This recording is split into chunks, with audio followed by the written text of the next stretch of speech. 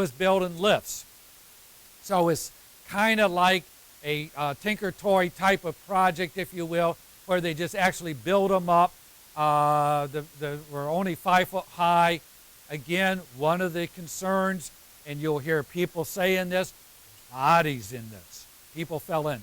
Now, the concrete did kill some people, but what had happened is some of these forms busted, and the concrete fell on people working below. But there's nobody in there. That was something, obviously, 5 foot. You would be able to find it. I'm not so sure the company was so humanitarian that they're worried about that, but a body would obviously, if it was in there, would decay, and it would be a source of potential leaks. So, no, there's no bodies in it. The dam was water cured. During the summer, 20 men's sole job was to spray water on the dam surface. Now, that might be a good job during the summer.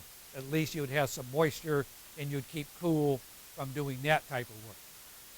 This is a cartoon. This is not real, so don't think about this. But this is a cartoon that's on some of the websites talking about the dam. If you want to have a great time, go on the websites. You'll see all sorts of stories about the dams, and about half of them are true, as a lot of things on the website. But the concern was the heat was going to be so great that the dam would crack and fall apart. The Bureau of Reclamation up in Idaho had done some work on this particular issue, where they would put pipes in the dam and they would actually remove the heat from the dam during the construction process. They would use cool water to remove the heat. Well, at the Hoover Dam, they did it on a two-phase system. They ran river water through it, and then they ran a refrigerated water through it to keep it. And after they did that, they cut the pipes off that they had installed in the dam, and pressure grouted them to fill them up. Here you can see some of the pipes that are in the dam itself that are there to cool the dam. By 1935, they had complete the cooling process. They had 550 miles of piping in the dam, and I don't think anybody measured that. I think that's just an estimate. And the dam is still in the process of cooling. The testing of the concrete was state-of-the-art. That was one of the things that they insisted on as they were doing this, that they would be able to monitor and control the concrete. They used some 36 by 72-inch cylinders in the design. Their thought was they wanted to be 4 times the maximum size of aggregate. In today's construction, we talk about that we want our cylinders or our cubes or whatever we're using to be 3 times the maximum size aggregate. And they had a 4,000-pound testing machine that they could show off. Here is doing some experimental work on that. They're doing some modulus testing and Poisson's ratio testing on this. And here is the cylinder that breaks. I don't know if any of you have been in the lab when they're breaking high-strength 6x12 cylinders. That can sound like a shotgun going off in your ear. Just imagine what that would look like and sound like. This is, by the way, a 0.81 water-cement ratio. Yes, they did try some of that. And here's some of the conical failures that you get from the various size. You can see the size really doesn't matter. You're getting basically the same type of failure.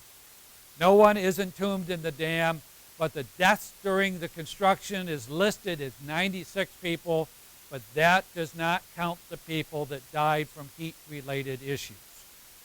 What happened is a lot of the people that were having problems were taken to the hospital, and they were identified as having pneumonia or other issues, but they were not counted in the official count of people killed during the construction.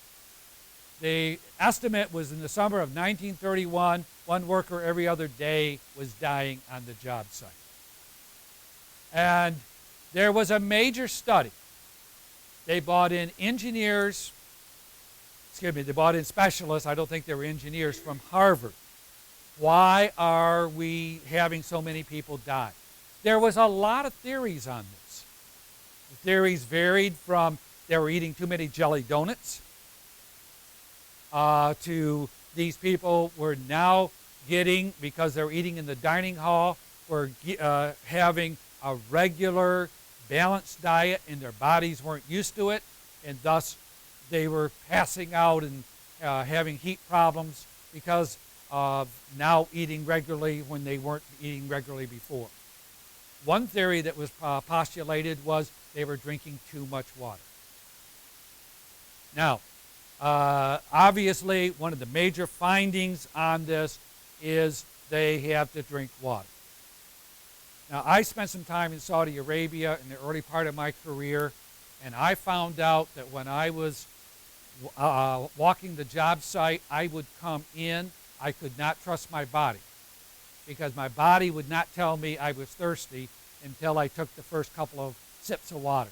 Then I had to drink a quart, whatever amount. Interestingly, there was a major article in this year's Engineering News Record talking about taking the heat. Again, a reminder. If you're working in the desert area, which areas I live in the Phoenix area, you got to drink water. You got to provide water.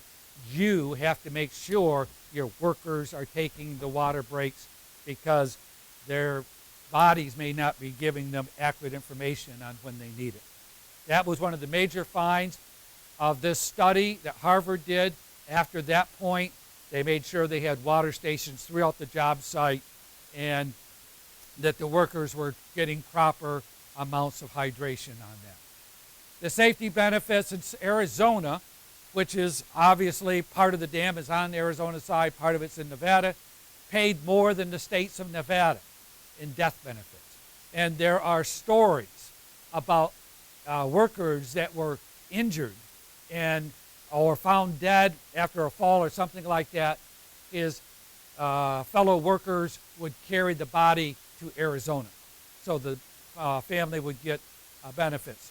One horrible story about a guy falling in Nevada, knowing he was going to die, crawling to Arizona for the additional benefits that he would get to his family. So again, safety issues, again, another time, another place, they were not emphasized as they were now. Last concrete was poured in 1935. Remember, it's a 7-year project. They started in 31. They could have gone to 38, but they bought this job under budget. Matter of fact, the companies made a ton of money on this project.